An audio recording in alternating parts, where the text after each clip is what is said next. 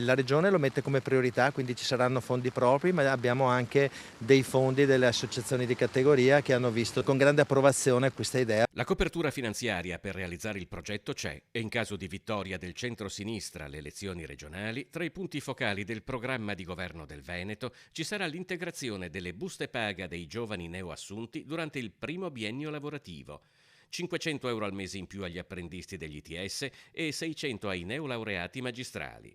Giovanni Manildo ha lanciato la prima delle 7 azioni strategiche al centro del programma elettorale del centro-sinistra dal polo universitario di Via Torino a Mestre. Dobbiamo dare dei motivi per cui i ragazzi rimangano e siano felici di costruire un futuro in Veneto, e è fondamentale, in accordo con le associazioni di categoria, abbiamo proposto questa idea della retribuzione d'ingresso, quindi un'integrazione alla retribuzione che i ragazzi avranno finito il loro percorso formativo. Manildo l'ha definito una misura sostenibile e potente che permetterà a un neolaureato di passare da una retribuzione media di poco inferiore ai 1.500 a circa 2.000 euro, un incentivo reale a restare e investire in Veneto le proprie competenze. Il Veneto dal 2011 è stato stimato che sono andati via circa 48.000 giovani in modo stabile, che è praticamente come se sia scomparsa la città di Belluno. Oltre al contratto d'ingresso, il centro-sinistra ha in programma un piano casa per giovani e lavoratori con alloggi accessibili e canoni calmierati.